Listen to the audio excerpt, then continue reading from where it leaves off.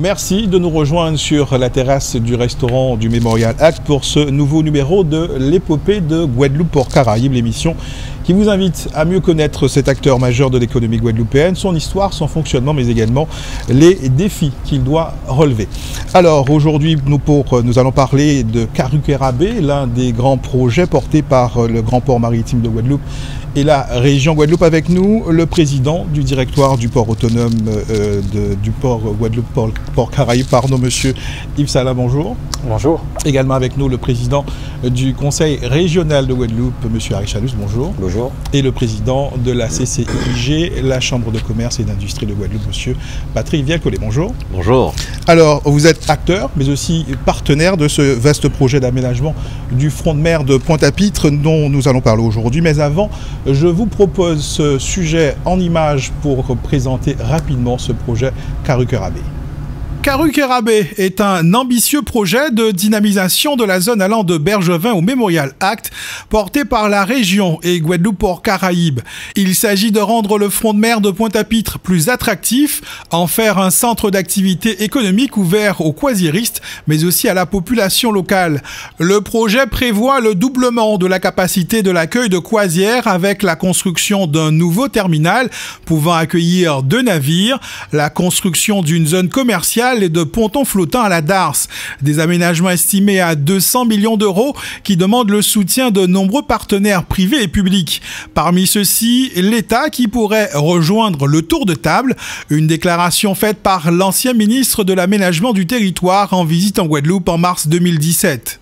Le projet tel qu'il est porté attirera sans grande difficulté, me semble-t-il, des investisseurs privés et des opérateurs touristiques pour l'hôtellerie, pour le commerce. Mais l'État, naturellement, veillera. Et si à un moment nous devons nous mettre autour de la table, eh bien, nous serons là. Mais il va de soi que le fondement économique d'un tel projet doit être porté par le port lui-même avec des opérateurs privés qu'il ira chercher. Je crois qu'il n'aura pas beaucoup de mal à les trouver étant donné la qualité du projet. Karukerabé est un projet d'aménagement destiné aussi bien à la population locale qu'aux touristes et croisiéristes. Les infrastructures portuaires seront modernisées, adaptées au nouveau dimensionnement des paquebots afin d'améliorer les capacités d'accueil croisière de Guadeloupe-Port-Caraïbes. Les installations terrestres mettront en valeur le patrimoine de la Guadeloupe et constitueront une véritable passerelle pour les touristes découvrant la richesse du pays. Les visiteurs bénéficieront de nombreux commerces, restaurants et attractions implantés sur le site. Un projet à l'image d'autres comme dans la petite île de la Barbade au sud-ouest de la Guadeloupe. Cette île de 431 km² abritant un peu plus de 280 000 habitants s'est également lancée dans un projet d'aménagement de nouvelles installations de croisières pour un montant de 300 millions de dollars. Le port de Sugar Point prévoit l'accueil de 7 navires et ces installations sont conçues pour encourager les touristes et les locaux à venir profiter des attractions et utiliser les boutiques qui y sont installées. Le projet du Grand Port Maritime et de la région Guadeloupe prévoit entre autres une liaison par une voie piétonne entre la Darse et le Mémorial Act, une zone commerciale et ludique et un parc nautique ayant pour vocation de dynamiser une nouvelle offre de services dans le domaine du nautisme. Voilà présenté en images ce projet d'aménagement du front de mer de Pointe-à-Pitre. Monsieur Chalus, en novembre dernier, vous présentiez la stratégie régionale de développement touristique pour la période 2017-2021. La région a décidé de faire du développement touristique un objectif prioritaire de sa stratégie économique. Comment et sur quoi va poser cette stratégie de développement touristique ? Cette stratégie, il y a l'augmentation du nombre de touristes en Guadeloupe. Il est clair qu'aujourd'hui, nous sommes une île entourée d'eau. Nous nous sommes rendus compte, et même quand j'étais maire de Bémao, que la plupart des villes se tournaient le dos à la mer. Aujourd'hui, si nous voulons créer de la richesse d'emploi chez nous, je pense que c'est faire venir un maximum de touristes. C'est notre objectif est d'atteindre quand même le million de touristes à l'horizon de 2020, 1 milliard de chiffre d'affaires, mais créer 1 million d'emplois. On a cette possibilité. Je vois le nombre de plages que nous avons. Le nombre de communes qui sont vraiment aujourd'hui tournées vers la mer. Donc actuellement, la région doit les accompagner de manière à ce que nous puissions développer notre littoral, développer de l'activité pour les touristes. On ne peut pas venir dans une île comme la Guadeloupe quand même et ne pas avoir des visites intéressantes, des vestiges à visiter. Et aujourd'hui, nous voulons vraiment mettre le paquet aux côtés des partenaires, notamment la CCI et le port, de manière à développer cela. Et ça leur rentre dans notre schéma de développement régional, d'internalisation et d'innovation. Alors, c'est le grand port maritime de Guadeloupe qui porte cet ambitieux projet d'aménagement du front de mer avec la région Guadeloupe. Qu'est-ce qui motive, M. Salin, ce projet et quels sont les objectifs que vous fixez avec Karukerabé? Alors peut-être il faut rester modeste, hein. Le port ne porte pas spécialement le projet, il propose des idées. Moi je suis très heureux aujourd'hui que la région retienne ce projet dans sa stratégie de territoire, que la Chambre de commerce soit partie prenante et que plus largement d'autres collectivités territoriales soient aussi extrêmement intéressées par le projet. Je crois que c'est important, c'est un portage collectif pour la Guadeloupe et le port n'est qu'une cheville ouvrière dans le dispositif. Alors qu'est-ce qu'on en attend, nous, clairement, côté port? C'est d'abord une capacité supplémentaire d'accueillir la croisière. La croisière est en plein développement depuis quelques années. Je donne quelques chiffres. 130 000 croisiéristes en 2012, ce n'était pas il y a si longtemps que ça. 2017 se termine pour l'ensemble de la Guadeloupe, parce qu'il ne faut jamais oublier qu'il y a aussi Dieppe, Basse-Terre, les Saintes, 350 000 passagers. Et pour 2018, parce qu'on connaît déjà les chiffres, toutes les réservations sont faites, on va atteindre 400 000 passagers en Guadeloupe. C'est une très belle progression, mais on plafonne. À 400 000, on est au maximum de ce qu'on sait faire avec ce que l'on a. On a besoin d'un nouveau souffle, on a besoin de Karukerabé pour dépasser ce plafond-là. Alors, il est question, M. Chalus, d'actions concertées et opérationnelles. Le projet Karukerabé, on l'a dit, fait partie de la stratégie mise en place par la région. Mais quelle place doit tenir justement cette portion particulière du tourisme qui est la croisière pour atteindre l'objectif que vous êtes fixé pour 2020 d'1 milliard de touristes, 2 milliards de chiffre d'affaires? Donc je pense que vous voyez aujourd'hui, quand les croisières arrivent, qu'est-ce que nous offrons à notre population, à cette population? Et aujourd'hui, avec ce projet Karukerabé, ce sera des restaurants, des boutiques, vraiment un espace agréable pour que les touristes puissent se sentir à l'aise. Il faut que nous puissions vendre notre savoir-faire, permettre à un touriste qui vient en Guadeloupe de pouvoir avoir l'envie de revenir. Le directeur du port l'a dit, c'est vrai, nous avons une augmentation aujourd'hui de 12% en matière touristique, de 580 000 touristes de séjour, nous sommes passés à 650 000. En matière de croisière, c'est une augmentation, comme il l'a dit, de 15%. Donc nous devons continuer à alimenter cela. Et la région est partie prenante avec le port, avec aussi la CCI et même les autres collectivités, de manière à ce que ce projet de Karukerabé réponde à l'attente du tourisme. Il faudrait qu'on aille très vite là-dessus. Et par la suite, pourquoi pas après Karukerabé, penser du côté du Nord Grande Terre, penser la Basse-Terre, parce que nous avons un port à Basse-Terre aussi. Nous avons cette année, je crois, 14 ou une vingtaine de croisiéristes, bateaux de croisière qui passeront cette année. Il faut aussi développer la Basse-Terre de manière à offrir vraiment à la Guadeloupe une autre opportunité de création d'emplois, de richesse pour nos jeunes. Alors on l'a dit, ce projet, c'est un vaste projet qui demande des partenaires institutionnels et privés. Ce projet devra également s'appuyer sur les opérateurs privés. Monsieur Vialcollet, vous êtes président de la Chambre de commerce et d'industrie de Pointe-à-Pitre. Est-ce que vos ressortissants sont prêts à s'engager dans ce projet?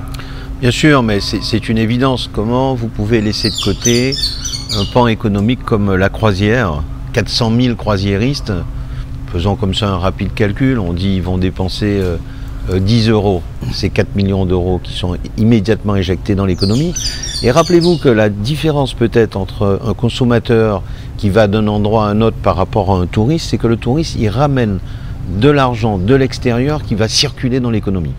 La deuxième chose, c'est que pour Pointe-à-Pitre, qui est derrière nous, c'est une chance extraordinaire de se retourner vers la mer, car rappelons-nous que le centre-ville de Pointe-à-Pitre, pour l'instant, a une des plus grandes façades maritimes de toutes les communes de la Guadeloupe, mais pour autant, cette façade maritime, on ne la voit pas, on ne la visite pas, on ne s'y promène pas, et elle n'a véritablement aucune attractivité pour le centre-ville.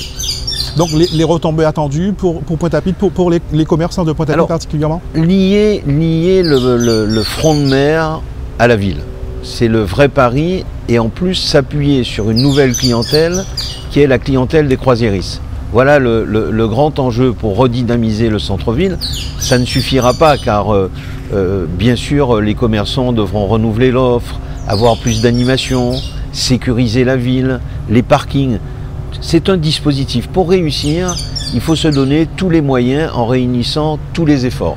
C'est ce que nous allons faire. Je crois à la redynamisation des centres-villes, aussi bien, je le dis, Pointe-à-Pitre que Basse-Terre. On l'a dit, ce projet, M. Salin, va demander la construction d'un nouveau terminal. On va doubler les capacités d'accueil. Pourquoi cet objectif de doubler les capacités d'accueil de Coisières? Écoutez, je crois que ça a été assez bien dit par le président Vial-Collet. Aujourd'hui, il y a un effet multiplicateur. Chaque passager de croisière supplémentaire, c'est de l'argent supplémentaire injecté dans l'économie de la Guadeloupe. Et donc, il faut qu'on continue à bénéficier de la croissance de ce marché en Guadeloupe, qui est une croissance à l'échelle des Caraïbes. Aujourd'hui, on est limité par nos capacités d'accueil. Il faut que ce nouveau terminal croisière permette de doubler nos capacités d'accueil et donc de doubler aussi le nombre de visiteurs et donc le nombre de consommateurs. Je voudrais insister aussi sur le fait que, oui, le point de départ proposé par le port, c'est la croisière, mais ce n'est pas le point d'arrivée. Le point d'arrivée, c'est la Guadeloupe, c'est l'économie de la Guadeloupe, et un projet comme Caruquera-Baie ne fonctionnera qu'avec l'adhésion de tous les Guadeloupéens, parce que les croisiéristes, aussi nombreux soient-ils, ne suffiront pas à faire vivre un projet comme ça, à lui donner sa pleine dimension. Il faut que ce soit un projet pour tous les Guadeloupéens qui aient envie de revenir dans les centres-villes, qui aient envie de redécouvrir une façade maritime et un nouveau mode de consommation. Je crois que c'est ça le défi qui nous est posé par Caruquera-Baie. Question que je vais poser à vous trois. Qu'est-ce que vous attendez en termes de développement pour l'économie de la Guadeloupe, en termes d'emploi, par ce projet? On va commencer par M. Chalus. Oui, nous, notre objectif, c'est d'atteindre le millier d'emplois, mais je pense qu'on peut aller encore plus loin. Il est clair qu'aujourd'hui, nous accompagnons la plupart des promoteurs immobiliers en matière de tourisme, avec aujourd'hui la réouverture de la Roawac. Nous avons un projet sur le Canada à Saint-François, nous avons le Saint-Georges, nous avons plusieurs hôtels que nous allons accompagner. Nous avons aussi la formation, il faut en parler parce qu'il faudrait quand même que le tourisme quand même soit bien guidé, formation en matière surtout de langue actuellement, les taximans. Donc il y a toute une panel, un gros chantier tout autour de cela pour vraiment permettre au touriste, quand il arrive ici, comme les deux autres l'ont dit, se sentir à l'aise et pouvoir vendre après la Guadeloupe à l'extérieur pour d'autres personnes, pour qu'ils puissent venir chez nous. Il faut que cette personne ait l'envie de venir. Cela aussi, il faut contribuer aussi à aménager nos sites, à développer notre transport. Nous allons mettre en place le bus de mer avec le Gosier Pointe-à-Pitre, par la suite pour le Petit Canal et Sept-Roses. Donc on a tout un très gros travail à faire autour. Et je vous le dis, avec Caruquera-Baie, avec le port, avec la CCI, nous attellerons à mettre tout en œuvre de manière à ce que nos touristes puissent se sentir à l'aise ici et vraiment créer de la richesse pour notre région. Alors, développer l'économie, c'est aussi créer de l'emploi. Monsieur Patrick Vial-Collet, vous attendez quoi en termes d'emploi? Alors, je le dis au président parce que chaque fois, il est très prudent. Il parle de milliers d'emplois sans dire exactement jusqu'où on peut aller. Soyons clairs, aujourd'hui, il y a à peu près 20 000 emplois dans le tourisme. Si nous doublons notre activité, nous allons créer 20 000 emplois nouveaux, puisque c'est tout à fait proportionnel. Quand on sait qu'on a à peu près 50 000 demandeurs d'emploi, ça donne tout de suite la proportion, la stratégie. Moi, je souscris à cette stratégie du doublement du nombre de touristes. Un, parce qu'on en a la capacité d'accueil. Deux, parce qu'on a l'attractivité pour. Et puis, il y a quelque chose qui ne va pas se passer tous les jours. On a un alignement des astres qui fait qu'aujourd'hui, la Guadeloupe, la Martinique, les départements d'outre-mer sont extrêmement demandés. On refuse, il faut que les Guadeloupéens comprennent, aujourd'hui nous refusons des touristes car nous n'avons plus la capacité d'accueil pour les recevoir. Ça veut dire qu'on refuse quasiment de créer des emplois parce qu'on n'a pas la capacité pour pouvoir le faire. Donc cette stratégie, on y souscrit, on va y travailler. Avec le président, on échange régulièrement pour voir comment poser les jalons pour arriver à ce doublement de touristes, 1 million de touristes de séjour, 400 000 touristes, parce qu'on oublie de cumuler, quand on parle de 600 000 touristes, c'est de séjour, mais il y a 400 000 touristes de croisière. On est déjà au million de visiteurs. Enfin, juste je préfère être prudent. Et quand il a surprise, c'est vrai, comme il le dit, on peut faire plus. Mais nous, quand nous avions annoncé cela dans notre programme politique, c'est parce qu'on ne savait pas encore qui serait partenaire, qui serait vraiment prêt à se lancer sérieusement dans le développement touristique. Aujourd'hui, c'est comme le sportif qui fait un 100 mètres. Il veut battre un record de 10 secondes, mais s'il fait 9 secondes tout le monde est content. Donc je préfère garder la surprise. Et si on peut créer encore 10 000, voire 20 000, ce sera une fierté pour la Guadeloupe. Monsieur Salin, vous partagez l'optimisme de Monsieur Vielle-Collet? Oui, moi je suis, et toutes les équipes du Grand Port Maritime sont totalement engagées aux côtés de la région et de la Chambre de commerce pour faire réussir. Je ne vous donnerai pas de chiffres pour ce qui concerne le port parce que ce n'est pas l'important. L'important, c'est ce qu'ont dit les deux présidents, c'est ce qui se passe sur la Guadeloupe. Ce qui se passera au niveau du port, c'est plus petit, mais les effets démultiplicateurs sur la Guadeloupe sont extrêmement importants.